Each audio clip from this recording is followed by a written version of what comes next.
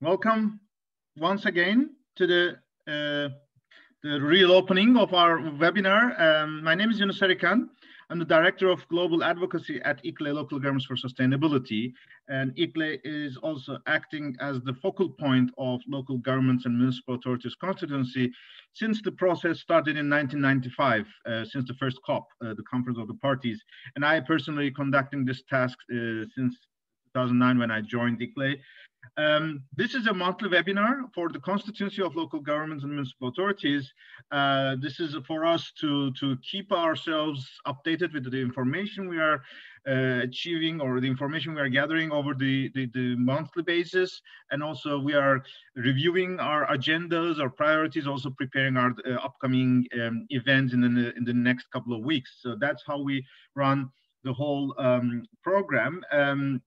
What you have seen here in the video was a compilation that we prepared for the Paris Agreement 5th anniversary last year in 2012, in 2020, when the agreement's 5th anniversary was celebrated in Paris. And you can find other videos of the LGMA constituency in the link that you can share here. You can see here, and you can also have the previous recording of this monthly webinars, what we are having since the beginning of the year, also even dates back to 2020, early days of the 2020. For when we say LGMA, it's a combination of those accredited networks, but also those not accredited. The bottom line you can see in this presentation lists all the partners who are involved in, especially in our working group towards 26, which are the ones who are particularly working for the Glasgow COP. But our constituency is broader than that. We are aware of it, and we are appreciating their participation in these webinars. We are aware that this webinar is announced in multiple channels, so the audience of these sessions could be familiar colleagues, partners who are involved in this process. So when we go through the agenda, some of the information may be a bit repetitive, but we are also aware there are new colleagues joining us, either being member of the LGMA constituency or the members of those networks, or individual members who are aware of this process. While we are running this show, we're recording it. We recommend you to keep your, let's say, points in a list. You can type it in the chat box, but once the session is over, we can also give you the floor for intervening live and verbally, but you can also type your questions in the Q&A session, so that if there is any points that you want to make, we can respond from that point as well. We have time to time different agendas, different guests. For today's webinar, I will be both the moderator and the presenter. My aim is to finish the presentation in the next 30 minutes so that we can have time for Q&A, but also inputs, interventions, so that we can hear from other partners in the process as well. We will start with our basics of UNFCCC advocacy and who is who for the COP26. We will try to particularly focus on the past few weeks, especially since 21st of April. It was a very busy couple of weeks, but we will particularly focus on the Leaders Summit, but also the NDCs that came up over around these days. Then we will focus our efforts on the progress that is going towards the negotiations, and we will also touch upon our preparations, our expectation for COP26 in Glasgow. For those who are familiar with the process, once again, this may be a repetition, but I think it's always good to remind ourselves why Paris Agreement is so important for all of us, because it opens a new era in global climate action. Why? Because it's a universal commitment. It's not just on a specific group of countries, but all countries have committed to the goals of the Paris Agreement. There are no annexes in the Paris Agreement. The goals of 1.5 degree and climate neutrality is encompassing all parties, all countries, be it in North, be it South, East, West.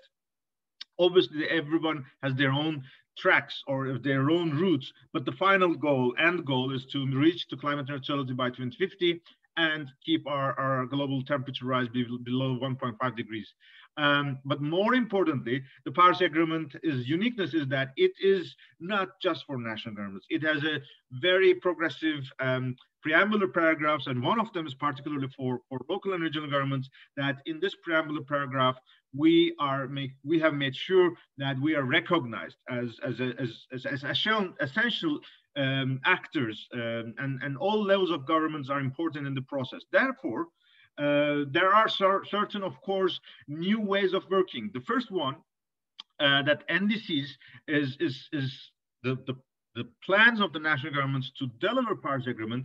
Obviously, the first phase or the first generation of NDCs, which is currently on the table, none of them fit for Paris Agreement. It's very simple because all of them were prepared before Paris Agreement was adopted. If you can remember, it was on the way towards Paris. There were a lot of reports. There were a lot of submissions. It was called originally intended nationally determined contribution. And all of those intended nationally determined contributions immediately became nationally determined contributions without any change. So none of those existing first NDCs are fit for Paris Agreement. None of them are designed to meet these goals. Therefore, what we are calling that for COP26, every nation has to bring their new NDCs. It could be refreshed, improved, hopefully more ambitious.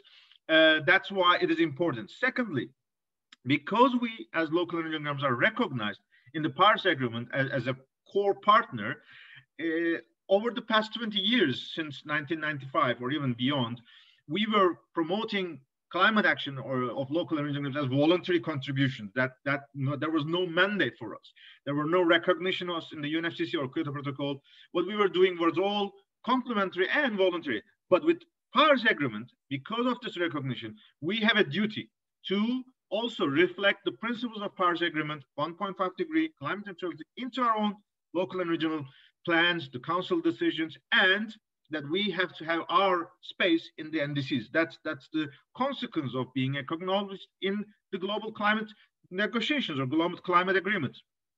And finally, the transformation 1.5 Paris Agreement has really opened up a new phase where there is a new transformation literally happening on the ground. We are seeing it every day. There's always a new information coming up. The price of the electricity from renewables is decreasing. There are more and more commitments for stepping out of fossil fuels. But the essence is that all these benefits or all these new eras should be shared. The benefits should be shared by all, so that no one has to be left alone and not left out, especially the youth, but also the trade unions, the workers, the communities who are depending on the fossil fuel era. These are the ones that we have to bring on board. They are the ones who should be benefiting that they have not seen in the past, so that we make sure it is a collective effort. So that's the challenge we are seeing in the Paris Agreement era. So this chart, we are trying to update this every webinar, and there are some new information in this chart. This chart is showing how the mechanism is functioning. This is the leadership of national governments. Every year, national governments are assigned by the COP or the COP before appoints them. These national governments are the responsible for the implementation of the conference decisions that was adopted the year before until the next one handover. So at the moment, the current president is the Chilean government. They were the ones in December 2019. They are the longest lasting presidency.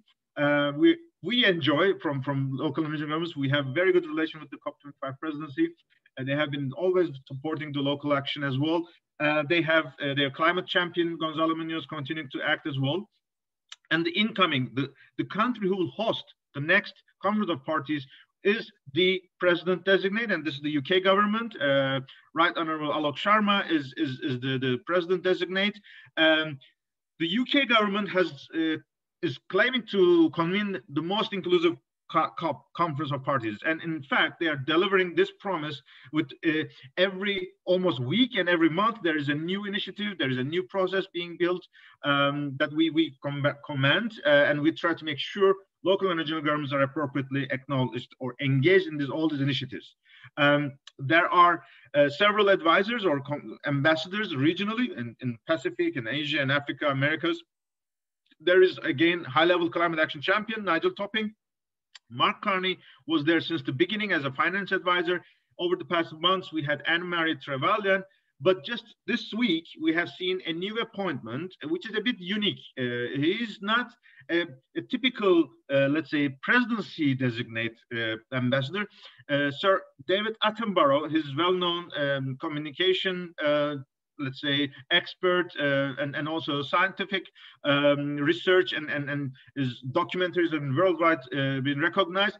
But his title is also very unique, People's Advocate. So that's very likely the way he will be engaged into the process will be different. The way he will intervene with the president and the others will be different, which again is another example of innovation that is, I think, it's well received by everyone. The UK government has also created several task forces or let's say bodies. Friends of COP was the first one. In this group, there is one mayor, is the mayor of Los Angeles, but also in his capacity as chair of C40, he is a member of the Friends of COP. There is a Cities and Regions Advisory Council, which is the UK cities and metropolitan governments and other local governments. Obviously, this body is now being very likely refreshed because there was an election in England, local elections. Some councils had their elections, so some of the mayors would be refreshed or replaced. So this body will very likely start to act much more actively. We know their next meeting will be on the 15th of June. There's a devolved administration council, ministerial level. Again, Welsh government and Scottish government also, the parliamentary elections were held on the same day, 6th of May. So they also would be probably having their own new relations, even though the parties did not change, but obviously the relations may change because of the coalition agreement in the parliaments and the government.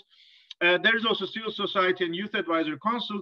I was invited in my capacity as LGMA focal point to this process, noting that neither ICLE nor LGMA is a civil society member because we are a public body, local and regional governments. And I am not too much youth as such, but it is also a good opportunity to interact with the partners and the UK government and try to share our expertise. And we're also benefiting a lot from the information that is coming up.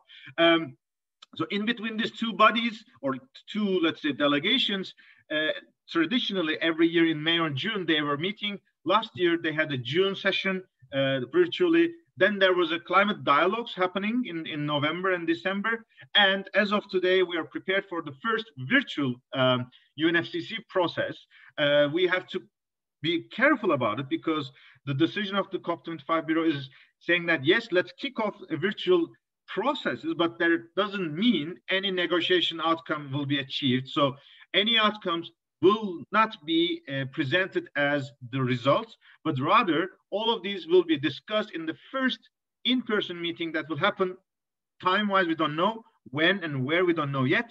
Because of the pandemic conditions, there's no physical meeting being announced yet. So that is the atmosphere. This chart is also important because there's one update here. This is a process of how local and regional governments are engaged in the process. It's a cyclic process, and every year, depending on the agenda, we have our own priorities. We have our own engagement modalities, but because COP26 in Glasgow is a bit unique because it's 5 years after Paris Agreement, it is the second phase of the NDCs. Therefore, our priorities, expectations are much more different than the previous years. We will go through it a bit later on, but we are also aware the presidency also have their own priorities. The important is that the priorities that was announced at the beginning of the year in 2020, that was 5 points. This is revised. The presidency just announced last week with a video message from Alok Sharma that they have 4 goals now. It is the 5 and the 4 are very, let's say, closely related to each other. But there's one very important difference in this new 4. There is one article called, or one work stream called collaboration.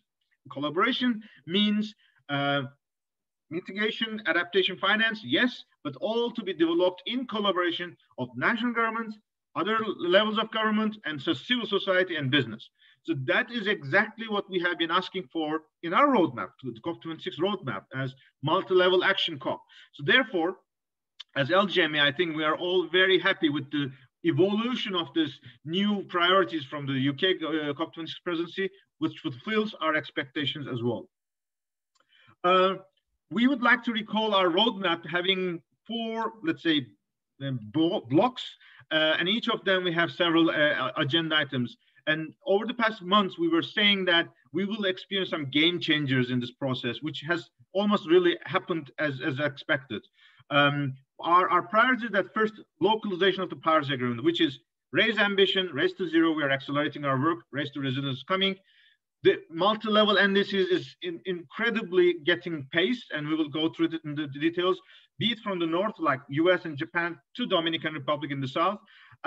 All areas of climate finance, climate action, nature is becoming much more relevant because of the closeness of this, let's say, action areas or sectoral work to the climate emergency and climate neutrality process. Expansion of the climate debate beyond core ministerials like finance, energy, but going towards ministers of urbanization, ministers of culture, ministers of youth and family. It's becoming really a reality, and we are very happy that we are also advancing as with our partners. And climate justice is especially the topic of the debate after COP. So the commitments are there, the NDCs are getting better, but implementation is the key, and implementation should be different than the before because it has to be based on climate justice and social equity, that everybody's part of the process. And over this now process, the mobilization part will become very important, and this depends on the format of the process. We will see that there are some changes. And some changes in the format of the meeting, and some of them are canceled or even postponed. In the next couple of slides, I would like to focus on the past couple of weeks.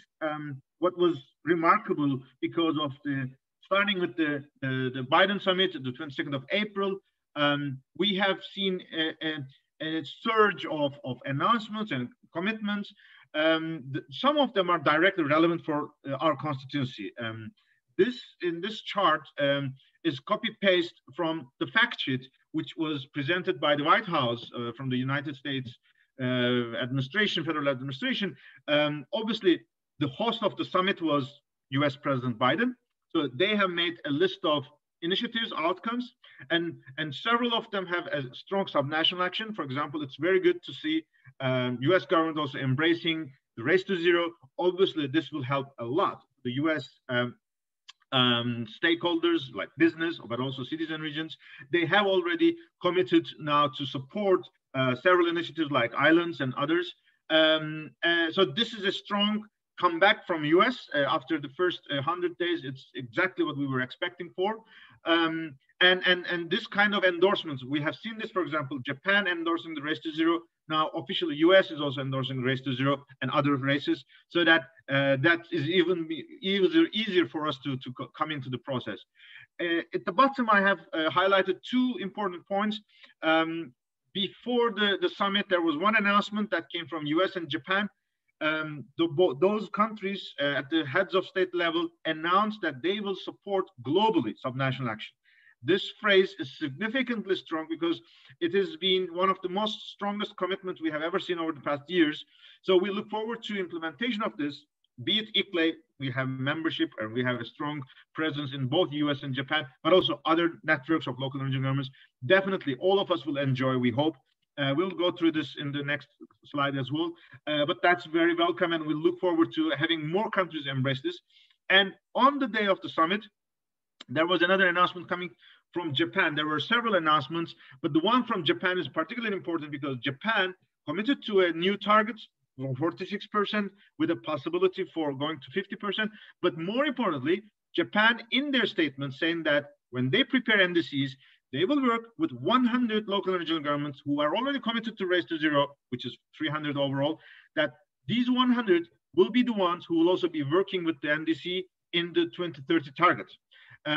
This is a strong motivation, and this is one of the leadership that we'd like to see more and more, to showing exactly the expectation that there is a national commitment, it is raised and it is shared, it is collectively implemented by local and regional governments, and very likely, knowing that in Japan we have 300 cities and prefectures committed to climate neutrality, it may be possible that over the next months, the Japanese number of cities and prefectures in the NDC with 2030 commitment, maybe even in more, so that maybe Japan could even commit to 50%. The summit was, as we said, is a plethora of statements. We had also a roundtable on subnational action. There were leaders announcing a number of commitments. But of course, most importantly, there was the expectation of the US second NDC. And this, I must confess, it really fulfilled many of the expectations of many stakeholders. If you read even the cover title, if you look at the fact sheet webpage of the White House, it says that this NDC builds upon the existing or already existing commitments of cities, tribes, and states. This is like music in the ears of many of our constituency. If you go to the details of the NDC, you can see a lot of references how they have, as the federal government, have connected to subnational leadership. How are they planning to get them on board in the implementation? How they would take it forward in the future processes. This is exactly the multi-level collaboration at one of its best practices. Obviously, there's never a ceiling for this kind of efforts, so that we look forward to new NDCs even exceeding this practice of US, but for a long while, we believe US NDC will be recognized as one of the most important examples of how multi-level action can deliver results. The 50 to 52% commitments of US government in the second NDC definitely wouldn't have been possible if cities, states, counties, tribal leaders were not engaged in the process, and hopefully they will be the ones who will help the federal government to deliver it as well. But we said, it's not the only NDC that has such elements. Over these couple of weeks, we have been particularly highlighting the Dominican Republic, a country in the Caribbean, and in an island country, but they have been strongly involved in the NDC partnership, which has created the Climate Action and Enhancement Package, which was one of the initiatives of 2019 UN Climate Action Summit. ICLE was one of those organizations who endorsed and who participated in this program. As of today, NDCP CAEP program is working with 70 countries, and we are aware around 50% of them have subnational components.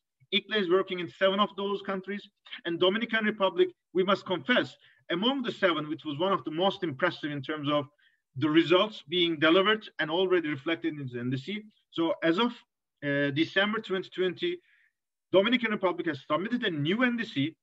In this NDC, we have a special chapter on cities.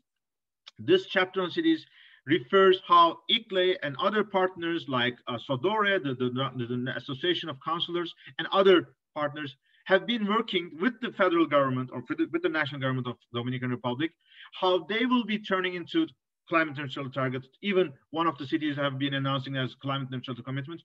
or how will they raise their capacities for implementation of those policies. So this is one of the strong examples, and the Dominican Republic also is proudly shared this during the Latin America Climate Week, which was hosted the week before. And that was definitely a pride that they should be sharing more actively. And we know the Latin America Climate Week was virtually held last week. It was the first regional climate weeks, but there will be a ministerial roundtable in September, so that the work with Dominican Republic and the engagement of the Latin American and Caribbean partners would continue. Local governments were particularly engaged in the Latin American Climate Week. There was a session on urban transformation. There was a session on multi-level governance. That was again a reflection of the Latin American leadership in the process, thanks to Chile and other national governments. So this was a good example that we can be more and more hopeful to receive more information or expect more NDCs that has strong vision. One of the things that came up over this past weeks is that the UNFCCC Race to Zero campaign has released its revised minimum criteria to contribute to be engaged in the Race to Zero campaign. As of today, we know the number of cities, the number of business, the number of SMEs committing to climate neutrality via Race to Zero is increasing, but the transparency and robustness of the process is also being safeguarded by an expert group, which gathers distinguished experts from all around the world. We are very happy that our partners like ICNE and C40 and WWF have their partners, experts involved in this process. So we have a revised minimum criteria, and we have further description of how this can be delivered. The good news is that the new terminology used in this minimum criteria is much more appropriate for enabling local engineering governments much more comfortably commit to climate neutrality targets, but also define 2030 targets. That is giving the right flexibility and the right message that their efforts will be rewarded. And we believe this will help a lot of local and regional governments coming on to the process, which were originally hesitant. Therefore, the goal from Cities Race to Zero campaign of reaching 1,000, we are confident that we will exceed this 1,000 target. And we are very confident that by the time they finish, which is 12 months after joining this campaign, they will be delivering their targets. We will hopefully see that they have demonstrated that how much they have done their best to show their maximum effort towards a global fair share, or even some maybe going over it, so that collectively, while we will work with the NDCs, we will also be making sure Race to Zero commitments will also show the world that we are advancing on the 1.5 degree goals.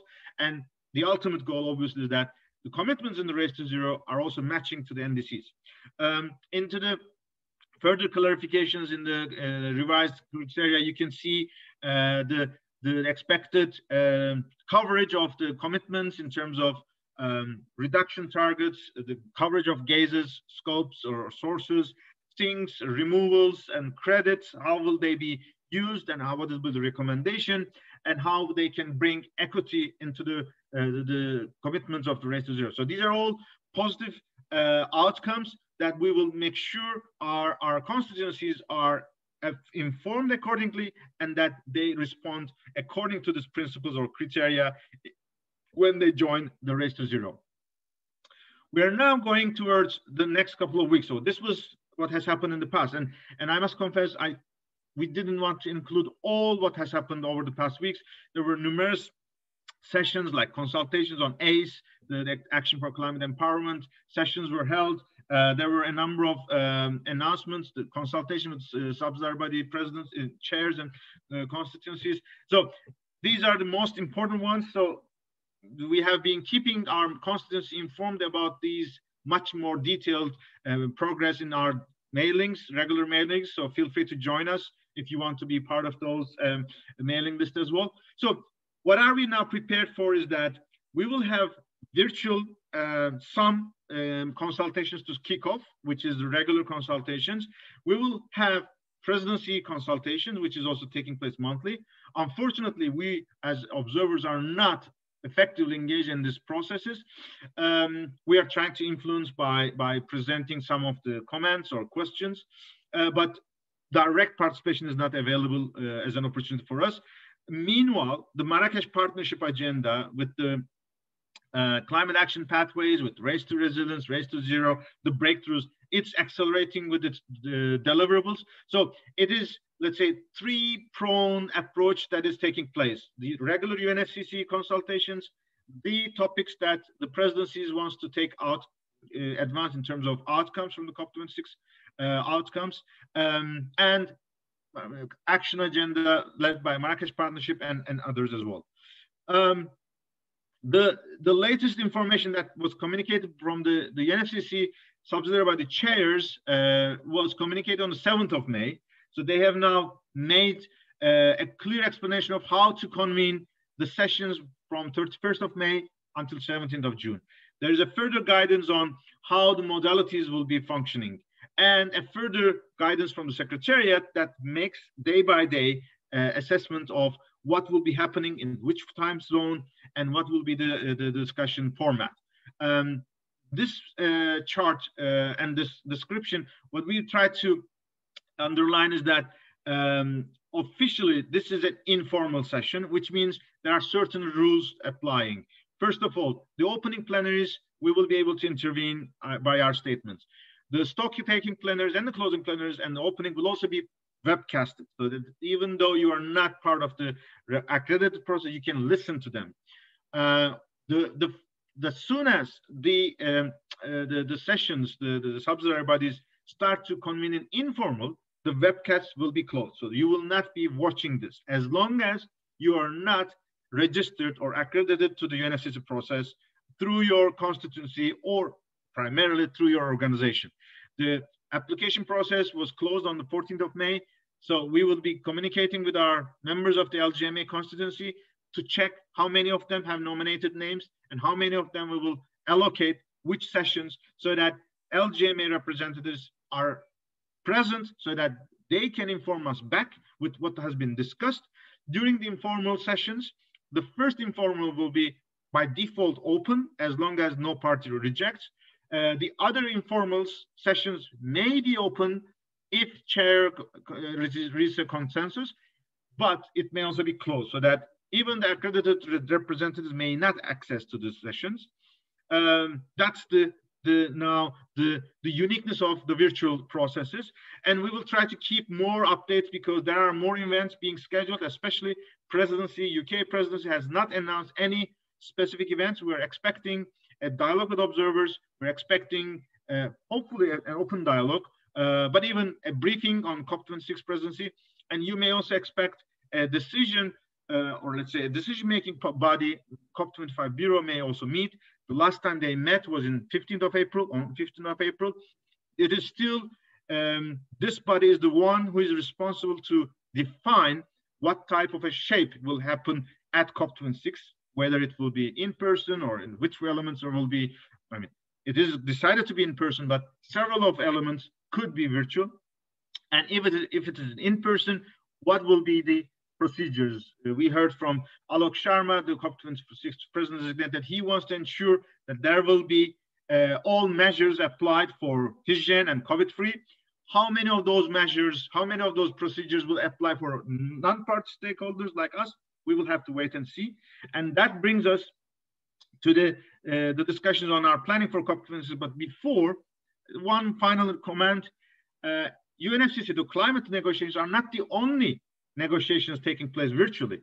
But in fact, in the Biodiversity Convention, the Convention on Biological Diversity, which is another Rio Convention together with UNFCCC and Desertification Convention that is stemming from 92 Earth Summit, they are also advancing, and we must confess, the virtuality of the Biodiversity Convention is much more advanced. Both the parties and Secretariat are much more ready to roll out the process. They already started their virtual sessions, starting from 16th of April, sorry, 16th of May. 3rd and 4th of May onwards, they have started to roll out their sessions until 17th of June. It is interesting to observe or to notice that the engagement modalities in the biodiversity process is even much more advanced than what we see in the climate space. For example, it's the plenary interventions is also applying for the contact groups, but also the observers can submit position papers or even negotiation text if it is endorsed by one party. And the plenary interventions are 4 minutes for observer constituencies, whereas in the UNSC space, we're having it on the 2 minutes. So there are other uniqueness opportunities. Our hope is that the processes can learn from each other so that we maximize the benefit of engagement. We're coming to the end of our presentation today. I see there is in the question and answer already a chat box from Stephen Bland. We'll get to that one, but let me first go through the expected agenda over the next couple of weeks, but finalize the virtual COP, or let's say hybrid COP in Glasgow. So now we are in end of May. In the end of May, we will have several things moving forward. First of all, climate action pathways will be concluded and will be released. We had already had the elections in the UK. Next week, we will have a number of events, Rise Africa. There will be also celebration of Biodiversity Day. At the end of May, there will also be an important event hosted by the Korean government. It is called Partnership for Growth, the Green Growth Initiative. There is also a strong local climate action session being designed by Minister of Environment and ICLEI Korea office, together with the Global Covenant of Mayors and the new initiative called Carbon Neutral Cities Alliance, Carbon Neutral Cities Coalition, sorry. Will be engaged. We may expect that both the Race to Zero and the Korean NDC process may be speeded up with this summit. So that's an example of how we can move forward. Yes, we have confirmed virtual sessions of the UNFCCC. There were several heads of state gatherings like Commonwealth Summit, which is canceled, which was supposed to be in person in Rwanda, but this is canceled. We are expecting G7 summit will take place at the heads of state level. The number of delegations attending to G7 is obviously less than Commonwealth. In the Commonwealth, we are having around 60. In the case of G7, it's around 10, together with the guests. And so we hope the UK hosts will be able to manage this without further, let's say, cases. We have seen even in the last ministerial in the beginning of May, there was a case with one of the delegations being COVID positive, so that they have to isolate themselves. That shows how it is difficult for in-person meetings still in everywhere in the world. G20 climate mayors will be meeting, and in fact, next days, 2021, G7 environment mayors will also meet, so we will see what will be the outcomes. In fact, G20 have been having a lot of working groups engaging local governments and regional governments, urban 20 partners. So it's very, very inclusive, whereas G7 is relatively relatively less in terms of ambition and the vision, let's say. In June, we will have, again, the unique event for the first time, C7, the cities of the G7 cities, countries will come together and their own event.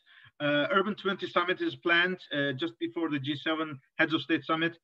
In July, we will have UK Net Zero Cities, but in July, we'll also have high-level political forum. Obviously, in June, we will also see the World Environment Day, which is also celebrated as UN Decade for Ecosystem Restoration. And at the end of August, we will be also marking the 100 days to go to COP26.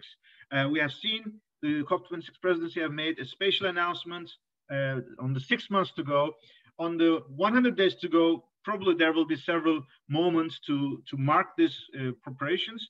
In September, obviously, we will have the UN General Assembly in New York. There will be much more advanced discussions starting from the pre-COP, which we already will kick off with our second ministerial and mayor roundtable. That is stemming from last year.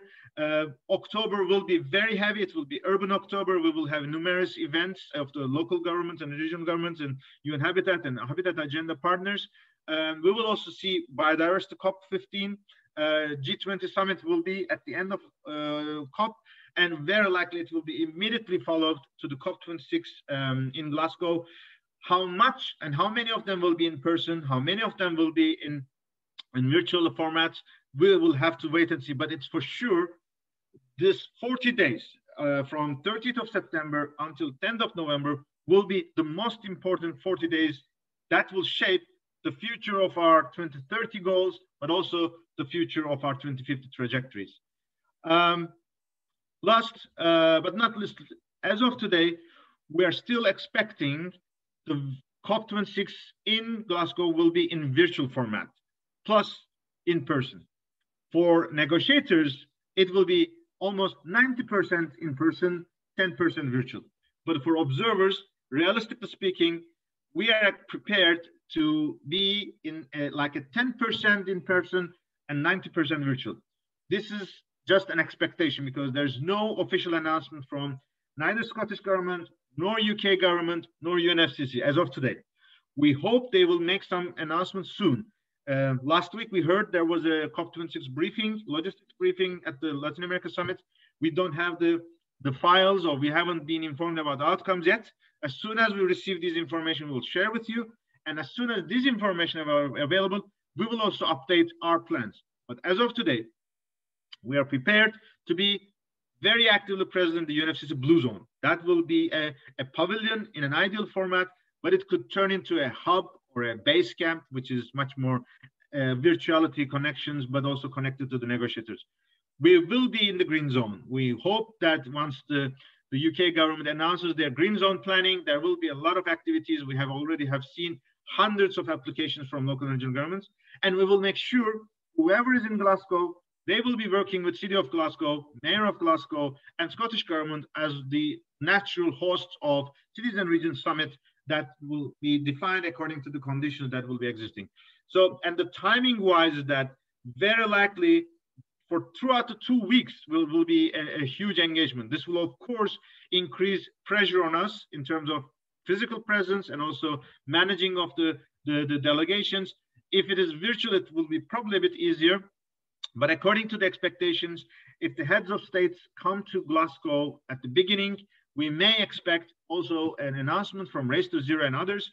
In the middle of it, we may have, in the middle of this 2 weeks, we may prepare for a Cities and Regions gathering at the City of Glasgow chambers, city chambers, and the original announcement from the UK COP presidency that on the Thursday of the second week, they are planning to have a Citizen Built Environment Day. We don't know whether this is still the case. We will see, but that will be the conclusion or like say culmination of all our efforts. With this, I'd like to conclude. It's been a bit more than what I was envisaging, but I think now we are able to open the debate for question, answer, and inputs verbally or in writing. We can start with our colleague Stephen Bland from UN Habitat. How closely aligned the minimum criteria 2.0 with the common reporting framework of GCOM, and how do they define fair share for individual cities? Stephen, thanks for the question. There is an ongoing discussion among, I don't know whether there's anyone, first of all, from GCOM in this discussion today in the audience. I'm just looking at the participant list. At the moment, I don't see, but feel free if anyone wants to comment on behalf of GCOM. But GCOM framework should not be influenced too much because GCOM does not impose 2030 targets. We encourage climate neutrality. We encourage the transparency through CDP Clay Reporting Platform or JRC in the case of Europe. So the 2.0 does not make too much change to the GCOM process. What it makes the change is to the Cities Race to Zero campaign. Cities Race to Zero campaign have already kicked off with the original minimum criteria. Among the partners, there is a debate going on. There has been a consultation with the champions. How will we reflect this new 2.0 criteria into the Cities Race to Zero? ICLEI has been expressing since the beginning, we welcome this new criteria. We believe that's much more convenient and suitable and appropriate. Therefore, we want this to be reflected into the Cities Race to Zero. We will already incorporate this to ICLEI Climate Neutrality Framework, which is already an accredited process to the Race to Zero. We hope we will be able to convince, or the other partners of the Cities Race to Zero campaign can also come on to the same position, but I cannot comment on it yet. And fair share is a process which is primarily worked through an initiative called Science-Based Targets for Cities. There are different methodologies to define fair share. And I think the guidance from Science-Based Targets will be our first, let's say, point of consultation or guidance. But knowing now this new terminology is also a bit more inclusive in the sense that you may not be very sure about your fair share, but you can demonstrate that you are delivering your maximum effort to a fair share. That could give a lot of, or let's say, inclusiveness and opportunities for cities who are hesitant or who are not very confident to be much more confidently positioning themselves in the Race to Zero. Once again, the uniqueness of Race to Zero, be it cities Race to Zero or the others, is that by the end of this 12 months, if someone knocks on your door, you should be able to show, either through the initiatives or your own documents, that your 2050 climate targets are, climate neutral target is there as official position of your constituency or your municipal council. Second, you should have your 2030 ambitious reduction targets, and you have an action plan and you start implementing and you report this. If you do not demonstrate this within 12 months, even if your name is there, there will be questions. So by the time you sign this, it may be possible that you may not have this, but by the time this 12 months is over, you are expected to make all these information available. Obviously, this needs several technical work. That's why partners are working with the collaboration, at least for the Cities Race to Zero campaign partners. But it is clear, it is not just another document that we just sign at and then flag and saying that I am part of it, I have my signatures, or here's numbers. The real work starts after signing. All signatories should make sure all these criteria are fulfilled.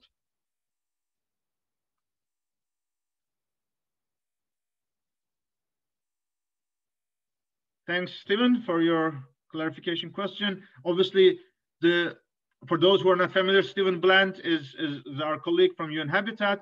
UN Habitat is also engaged in the work of GCOM, obviously, but also in the Cities Race to Zero as well. And UN Habitat is particularly important because they are also having additional guidance. They have been mapping the NDC in terms of the urban component. They have developed a guidance where ICLE and UN Habitat work collectively through the Urban Nets project. And UN Habitat also announced the Urban October, focusing on climate action. The Urban October meaning starting from 4th of October, World Habitat Day, until 31st of October, World Cities Day. There will be a numerous engagement, mobilization across the world, primarily focusing on climate this year because of the theme. This will also make us very, very confident and to elevate the profile of local energy governments. And in particular with UN Habitat and other UN agencies, we are still exploring how we can make sure that we can convene the first climate and urbanization ministerial, which is not just climate ministers, but also ministers of urbanization, ministers of public works, ministers of housing, can also come and have a discussion at the COP26 territory with the climate ministers so that we can make sure sustainable, integrated urban and territorial development can become a core element of the second phase of the Paris Agreement. That can build us the confidence that we can reach our goals much faster. That is the spirit of these efforts, and UN Habitat will be a core partner in this process. We have 10 more minutes to go, or 9 more minutes to go. The floor is open. You can raise your hands. You can type in the chat box if there's any contributions from your work or from your efforts, any updates that we have missed. As we said, you have noticed that this presentation is slightly a bit selected compared to our regular LGMA updates because of the duration and the length of this webinar. We try to be a bit focused, but there may be points that you may want to highlight if it is really not to be missed or not to be ignored. Of course, if there's no additional comments, we can always save our time and use the remaining minutes for our personal or professional work, because nowadays with the fatigue of global virtual conferences, every minute counts. So I'm more than happy to to donate this, the last minutes of this webinar to all of you and also for myself. So we don't have to wait until the end of this session. I see no objection and no question. Therefore, I suggest we conclude with this webinar today. You will be receiving the links of these recordings and the presentation probably tomorrow. Today at 4 p.m. Central European Summer Time, we will repeat the same session. Obviously, the audience would be a bit different, but feel free to share this with your partners. And if you want, you can also join once again if there's any missing points. We look forward to your support and engagement. And I see a couple of our colleagues also sharing your comments in the chat box. Jean-Francois from Studio Paris, thanks a lot. And all the others whom I don't see immediately now. Brenda, Milani, again, we are grateful for all your contributions. Okay, so I suggest, I wish you all a happy, healthy and safe day and night and evening in the rest of the next couple of hours, and look forward to connecting to you in the next sessions. We will be keeping you on terms of the preparations for the May and June session. And as soon as we receive updates from the UK and UNFCCC on the COP26 logistics, we will share with you so that we can start planning much more realistically, let's say. Thank you and have a nice time.